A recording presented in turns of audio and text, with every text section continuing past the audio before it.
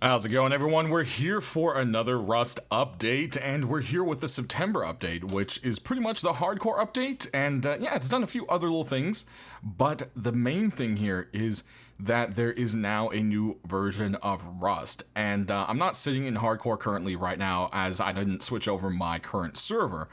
But anyone can, and there, of course, are official servers put up. So you may have seen the softcore server mode, which, as we're on that, we actually have a tiny little change to it. The Reclaim Marketplace, as you'll see here in this image, has actually been updated to a proper model now. The previous one was just a placeholder, and yeah, it's just definitely really, really awesome looking. Again, you will only see this if you play softcore. So back onto hardcore, which is the new mode.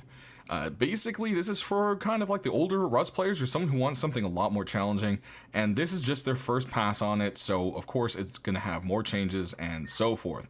But what they have gone ahead is removed the contact system, which is, you know, this thing right here, contacts, right? They have gone ahead and removed the compass at the top of the screen. They have removed the map. They have removed global chat. No integration for Rust Plus, so no notifications on your phone and all that kind of stuff. There's no team system. The crawl while wounded is gone, so you are, you know, either laying down or dead. There's no crawling around and doing sneaky stuff. And then on top of that, the MLRS and safe zones are gone. So that means on hardcore, you can get murdered in here. So hey, there are no guards, there's no sentries, none of that kind of stuff. Same thing with all of the safe zones. No more guards and sentries to help you. Also, blueprints will wipe monthly on that type of server game mode, as well as local chat is a 100-meter range kind of thing. So it does have like a local chat since they got rid of global. And there's a limit to actually how many sleeping bags and beds you can have. There's only 5 in total. Not 5 each, but 5 total. And then you'll also have an in-game change log, which will be in the top left of your inventory. Which you'll see right here. Right now it shows vanilla, but up there it would of course say hardcore or softcore depending what game mode you're in, and it shows a nice little changelog of what's going on. So you can kind of keep up with what's changing in the game. So that's kind of a neat little addition there. But yeah, guys, and that's about it. You're just gonna have to go and try out the game mode yourself and see if it's something that you know, fancies you or not. But you'll see right here, this thing looks a little different, and the marketplace itself has moved slightly, as well as gotten a huge graphic update to it, and official model, because again, the other one was a placeholder. So now there's kind of a little empty spot over here in a truck, as if you recall, it was kind of pushed up against this wall, but now it's over here, and it has double the spaces that people can use. So you'll see there's the ones on this side, and then you can cruise around to the other side of the container, and boom, there are the rest of them.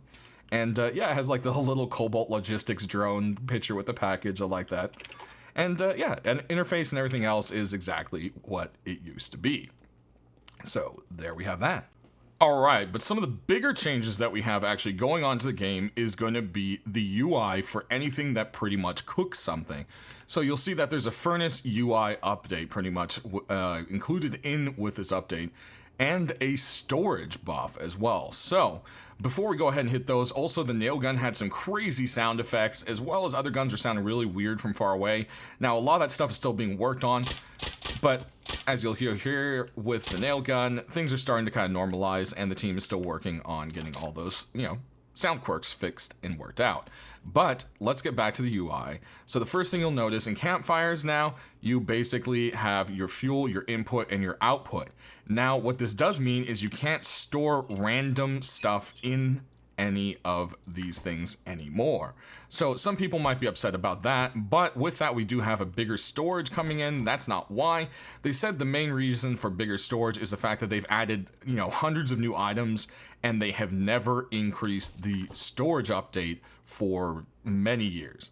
So that is something that they thought, you know what, we have so many items, it just needs to be done. So that also doesn't mean we might not see more storage options in the future. It's just what they wanted to do to, you know, do a nice little adjustment for us, and it's a nice little quality of life addition, I would say. So as you'll notice here, you can only put in food, and the output, you know, pops right here. So it's much more straightforward and clean kind of look to it, you know. The grill itself, of course, does have more slots here.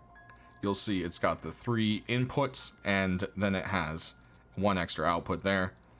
And then if you go ahead into the furnaces, you know, basically you got your wood spot. You can pop in your metal, and when you turn it on, it's going to have space for the charcoal and the 2 stacks of finished metal when it's done. So that's, you know, it seems like it's less, but honestly, they do smelt a little faster. And the large furnace also has gained a slot. So you've actually got 2 slots for wood. And then you can fill in the 5 slots for input. And then you've got some extra output slots there, which is quite nice. And then, of course, lastly, the refinery has been changed. It no longer has 3 spaces. It just has the 1 for the 500. And there you go. So it kind of just makes it a lot more straightforward and everything. And they said that some of it is faster, but nothing has been nerfed. So the smelt speed is still the same. It's been, you know, adjusted to be equal. So how does everyone feel about that? I like the new UI, but I see how some people might feel like it's a little more inconvenient because now you can't exactly customize it as much as they wanted to or have in the past. And but it is kind of nice. You don't have to split things into 3 anymore, which I know was irritating for some people. So I don't know. It kind of goes all different ways, you know?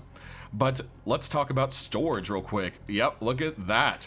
Whole another row in the small storage box. I mean, that is actually a very nice addition there. It's from 12 to 18. And then the large wooden box used to have 30 slots. It now has 48. Look at that. You know, no more complaining, oh man, the coffins are so much better, because boom, 48 slots. So that is very, very nice, especially for, you know, components, electrical stuff and all that. And yeah, just a nice little update there.